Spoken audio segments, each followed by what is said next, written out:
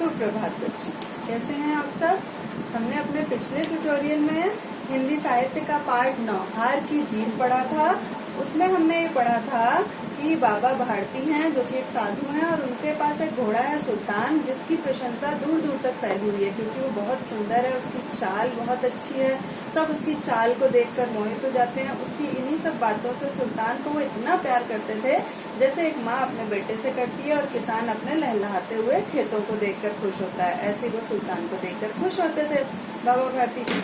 अब उसकी जो कीर्ति थी, प्रशंसा थी किसकी, सुल्तान की। वो एक डाकू था उस एरिया का, क्षेत्र का, खड़क सिंह, उसके कानों तक पहुंची तो वो उसको देखने के लिए बाबा भारती के पास गया और उनको एक तरह से ये धमकी भी दी कि आपके पास ये घोड़ा मैं बहुत दिन तक नहीं रहने दूंगा, क्योंकि इतना अच्छा घोड़ा तो एक डाकू के पास होना चाहिए क्योंकि वो उस पर बैठ सकता है और दूर दूर तक अच्छे से जा सकता है, और आपके पास ये क्या फायदा एक साधु के पास। तो वो डर जाते हैं और रात भर उसकी पहरेदारी करते थे, किसकी, घोड़े की। ठीक है, अब 1 महीना 2 महीना बीत गया, काफी समय बीत गया और डाकू खड़क सिंह उसको लेने नहीं आया तो वो निश्चिंत हो गए। एक दिन वो शाम को घूमने जा रहे थे उसी पर बैठकर घोड़े पर, तो रास्ते में उनको एक भिखारी दिखा।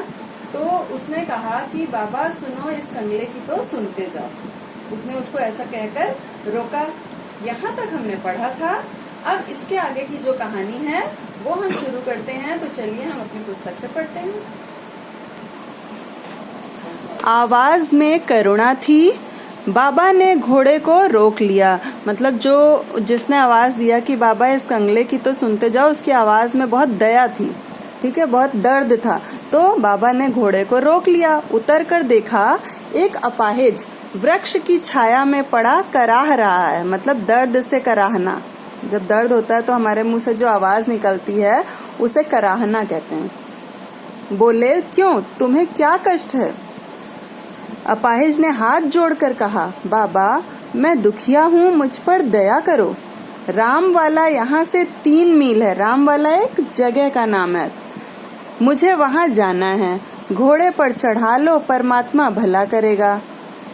वहाँ तुम्हारा कौन है? मतलब ये बाबा भारती ने पूछा। तो उसका उत्तर देते हुए खड़क सिंह जो कि अपाहिज के वेश में था, वो कहता है, दुर्गा दत्त वैद्य का नाम आपने सुना होगा, मैं उनका सौतेला भाई हूँ। वैद्य मतलब जो दवा देते थे, इलाज करते थे लोगों का। बाबा भारती ने घोड़े से उतरकर अपाहिज को घोड़े पर सवार किया, मतलब बैठा लिया घोड़े को, और स्वयं उसकी लगाम पकड़कर धीरे धीरे चलने लगे। मतलब अपाहिज को उन्होंने घोड़े पर बैठा दिया कि वो चल नहीं सकता है, और अपना उसकी लगाम पकड़कर घोड़े की जमीन पर चलने लगे धीरे धीरे। सहसा उन्हें एक झटका सा लगा और लगाम हाथ से छूट गई। उनके आश्चर्य का ठिकाना न रहा। मतलब बहुत आश्चर्यचकित रह गए जब उन्होंने देखा कि अपाहिज घोड़े की पीठ पर तन कर बैठा है। मतलब बिल्कुल आराम से बैठा हुआ है, ऐसा लग रहा मानो उसके चोट लगी ही नहीं थी, और घोड़े को दौड़ाए लिए जा रहा है, और मतलब घोड़े को लेके जा रहा है। उनके मुख से भय, विस्मय और निराशा से मिली हुई चीख निकल गई। मतलब उनके मुंह से जो आवाज निकली उसमें डर भी था, विस्मय मतलब आश्चर्य भी था, और निराशा भी थी। ऐसी उनकी चीख मुंह से निकली। वह अपाहिज डाकू खड़क सिंह था। मतलब वो अपाहिज और कोई नहीं था, कौन था, बल्कि डाकू खड़क सिंह। बाबा भारती कुछ देर तक चुप रहे। इसके पश्चात कुछ निश्चय करके पूरे बल से चिल्लाकर बोले, जरा ठहर जाओ। मतलब जितनी जोर से वो चिल्ला सकते थे उतनी जोर से चिल्लाए, और उन्होंने कहा कि जरा ठहर जाओ, मतलब जरा रुक जाओ। खड़क सिंह ने उनकी आवाज सुनकर घोड़ा रोक लिया और उसकी गर्दन पर प्यार से हाथ फेरते हुए कहा, बाबा जी यह घोड़ा अब ना दूंगा। मतलब घोड़ा तो उसने रोका और घोड़े की गर्दन पर हाथ फेरते हुए उसने बाबा भारती से क्या कहा, बाबा जी यह घोड़ा अब नहीं दूंगा मैं आपको, परंतु एक बात सुनते जाओ। ये किसने बोला? बाबा भारती ने। खड़क सिंह ठहर गया। बाबा भारती ने कहा, यह घोड़ा तुम्हारा हो चुका है, मैं तुमसे इसे वापस करने के लिए ना कहूंगा। मतलब मैं वापस करने के लिए तुमसे नहीं कहूंगा, परंतु खड़क सिंह केवल एक प्रार्थना करता हूँ, मतलब तुमसे एक निवेदन है मेरा, उसे अस्वीकार ना करना, नहीं तो मेरा दिल टूट जाएगा। अब खड़क सिंह क्या कहता है, बाबा जी आज्ञा कीजिए, मैं आपका दास हूँ, केवल यह घोड़ा नहीं दूंगा, मतलब आप जो कहेंगे मैं मानूंगा, बस ये घोड़ा आपको नहीं दूंगा। अब घोड़े का नाम ना लो, मैं तुमसे इसके विषय में कुछ ना कहूंगा।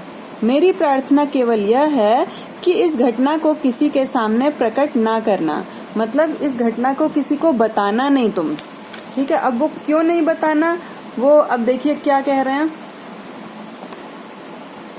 खड़क सिंह का मुंह आश्चर्य से खुला रह गया। उसका विचार था कि उसे घोड़े को लेकर यहाँ से भागना पड़ेगा, मतलब उसने ऐसा सोचा था कि घोड़े को लेकर उसको यहाँ से भाग जाएगा वो, परंतु बाबा भारती ने स्वयं उससे कहा कि इस घटना को किसी के सामने प्रकट ना करना। मतलब वो ये चाहता था कि बाबा भारती किसी को बता देंगे तो कोई घोड़ा उनसे मांगने ना लगे, तो मैं वहां से भाग जाऊंगा। लेकिन अब तो बाबा भारती स्वयं कह रहे हैं कि इस घटना को किसी को बताना नहीं।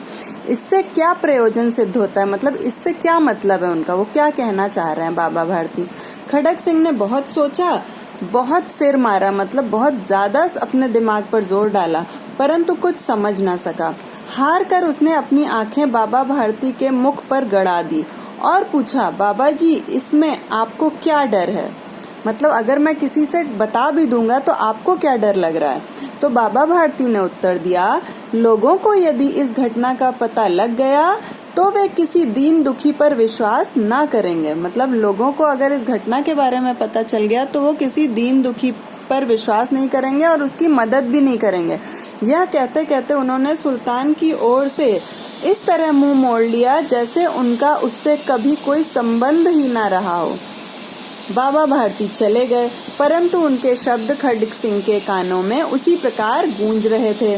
सोचता था कैसे ऊंचे विचार हैं, कैसा पवित्र भाव है, मतलब कितना अच्छा सोचते हैं वो और कितने पवित्र उनके भाव हैं, मतलब जो वो सोच रहे हैं उनमें कितनी पवित्रता है। उन्हें इस घोड़े से प्रेम था, इसे देखकर उनका मुख फूल की तरह खिल जाता था। कहते थे इसके बिना मैं रह न सकूंगा। इसकी रखवाली में वे कई रात सोए नहीं, भजन भक्ति ना कर रखवाली करते रहे, परंतु आज उनके मुख पर दुख की रेखा तक न दिखाई पड़ती थी। उन्हें केवल यह ख्याल था कि कहीं लोग दीन दुखियों पर विश्वास करना न छोड़ दें। ऐसा मनुष्य मनुष्य नहीं देवता है, मतलब और लोगों के दीन दुखियों के बारे में वो सोच रहे हैं, जो कि सही में दीन दुखी हैं, ऐसे लोगों के बारे में सोच रहे हैं, तो वो ऐसा मनुष्य वाकई में मनुष्य नहीं है, वो तो देवता के समान है। रात्रि के अंधकार में खड़क सिंह बाबा भारती के मंदिर में पहुंचा। चारों ओर सन्नाटा था, आकाश में तारे टिमटिमा रहे थे, थोड़ी दूर पर गांव के कुत्ते भौंक रहे थे। मतलब रात के समय है तो बताया जा रहा है कि मंदिर के अंदर कोई शब्द सुनाई न देता था। वह धीरे धीरे अस्तबल के फाटक पर पहुंचा। अस्तबल मतलब जहां घोड़ा बांधा जाता है, वहां उस जगह के दरवाजे तक पहुंचा। फाटक मतलब किवाड़ या दरवाजा। फाटक खुला था। किसी समय वहां बाबा भारती स्वयं लाठी लेकर पहरा देते थे, परंतु आज उन्हें किसी चोरी, किसी डाके का भय न था। खड़क सिंह ने आगे बढ़कर सुल्तान को उसके स्थान पर बांध दिया और बाहर निकलकर सावधानी से फाटक बंद कर दिया। इस समय उसकी आंखों में नेकी के आंसू थे, मतलब वो रो रहा था, उसकी आंखों में आंसू थे और वो नेकी के थे, मतलब अच्छे इंसान के जो अच्छा कार्य करते हैं। रात्रि का तीसरा पहर बीत चुका था। चौथा पहर आरंभ होते ही बाबा भारती ने अपनी कुटिया से बाहर निकलकर ठंडे जल से स्नान किया। उसके पश्चात इस प्रकार जैसे कोई स्वप्न में चल रहा हो, उनके पांव अस्तबल की ओर बढ़े। मतलब स्नान करने के बाद उनकी आदत थी अस्तबल में जाके घोड़े को देखने की, तो अपने आप ही उनके पैर मुड़ गए। परंतु फाटक पर पहुंचकर उनको अपनी भूल प्रतीत हुई, लेकिन जैसे ही वो दरवाजे पर पहुंचे उनको अपनी भूल का एहसास हुआ कि अब तो घोड़ा है ही नहीं। साथ ही घोर निराशा से पांवों को मन भर का भारी बना दिया। मतलब बहुत मुश्किल से वो उनको, मतलब अब चलने में भी उनको अपने ही पांव भारी लग रहे थे, पैर भारी लग रहे थे। वे वहीं रुक गए। घोड़े ने अपने स्वामी के पांवों की चाप को पहचान लिया, मतलब पैरों की आवाज को घोड़े ने पहचान लिया क्योंकि उसके स्वामी थे, मतलब वो उसका मालिक था, और जोर से हिनहिनाया। अब बाबा भारती आश्चर्य और प्रसन्नता से दौड़ते हुए अंदर घुसे, मतलब उनको आश्चर्य भी हुआ और बहुत खुशी भी हुई। ऐसा वो दौड़ते हुए अंदर गए, जो कि अभी चलने में पैर उनके भारी हो रहे थे, अब वो दौड़ते हुए अंदर घुस गए और अपने प्यारे घोड़े के गले से लिपट कर इस प्रकार रोने लगे मानो कोई पिता बहुत दिन से बिछड़े हुए पुत्र से मिल रहा हो। मतलब ऐसे उसके गले लगकर रोने लगे जैसे कि बहुत दिन से कोई पुत्र किसी से बिछड़ गया हो अपने पिता से और बहुत दिनों बाद वो मिला हो, ऐसे वो उससे गले मिल रहे थे।